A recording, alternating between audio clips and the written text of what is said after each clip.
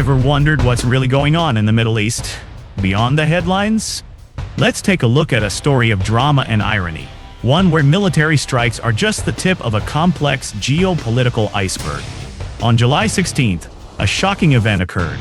Israeli warplanes conducted a series of airstrikes in Damascus, Syria, targeting areas near the Syrian Ministry of Defense. As a result, part of the Defense Ministry building was completely destroyed, and 5 Syrian security personnel were killed. This was not the first time that Israel had attacked Syria, but the timing and reason given this time raised questions around the world. An Israeli official confirmed the attack, claiming that the target was the entrance to the Syrian army headquarters. The reason given was that the Syrian army had ignored attacks on the Druze community in Suwaida, southern Syria. The Israeli defense minister even stated that they would continue operations in Suwaida until the forces attacking the Druze withdrew. Sounds reasonable, right? But the truth behind it is much more complicated. Ironically, just a short time ago, Syria had cooperated with Israel in dealing with Iran.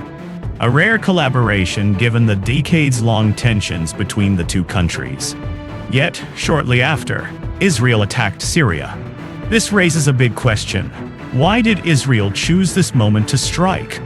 Was this a test of the new Syrian government under Ahmed Ansara, a test of NATO, or simply a show of force in the region?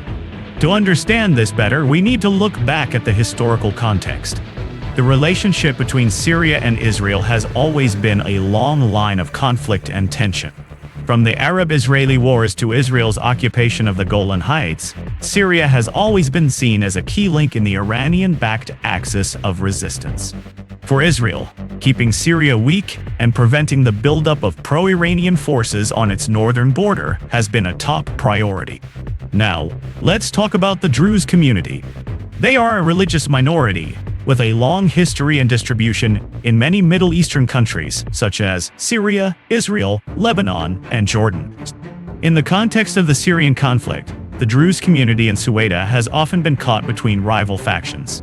The original video mentions the Syrian army being ordered to quell unrest between Druze fighters and Bedouin gunmen in Suwaida.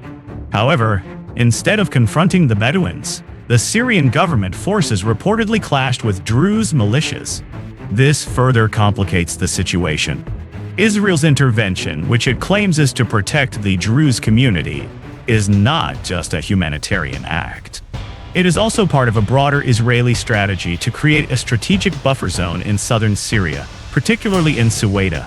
Since the fall of Bashar al-Assad's regime in December 24, according to the original video, Israel has stepped up its airstrikes on Syria.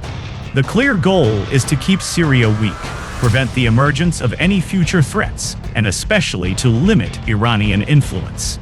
Israel's strategy can be seen in 3 layers. First, attacking the Syrian government to hamper pro-Iranian forces. Iran has been building a land corridor from Tehran to the Mediterranean, through Iraq, Syria, and Lebanon, to consolidate its influence and access to allies like Hezbollah. Israel's strikes are aimed at disrupting this corridor and weakening Iran's proxies. Second, demonstrating protection for the Druze community to bolster their support within Israel. The Druze community in Israel is an important part of society, many of whom serve in the Israeli military. Protecting the Druze in Syria can be seen as a way to strengthen loyalty and unity within the country. Third, expanding covert control in southern Syria, turning Suwaida into a strategic buffer zone. This would not only give Israel additional defensive depth, but also create an area that could put pressure on the Syrian government and its rival forces. So what has been the world's response? The United States, through its special envoy to Syria, has called for a ceasefire and dialogue. The U.S. Secretary of State has even suggested that the airstrikes in Damascus may have been a misunderstanding, and announced that the U.S. has agreed with Israel on steps to reduce violence. The U.S.'s goal is to turn Syria into a new beacon of hope in the Middle East, an ambitious statement given the current turmoil. Meanwhile, Russia, a key ally of Syria, has condemned Israel's actions. Russia's representative to the United Nations called them unacceptable. However, bogged down in the war in Ukraine, Russia is unlikely to intervene militarily in Syria. Russia's attention and resources have been significantly diverted to the European front, leaving its role in the Middle East more limited. This has created a power vacuum that other parties could exploit. All of this paints a picture of a never-ending cycle of violence, betrayal, and power struggle in the Middle East. A region where the strong dictate conditions and the weak suffer. The people of Suwaida, like millions of other Syrians, remain caught between Israeli bombs and Syrian government forces, and the geopolitical calculations of the great powers.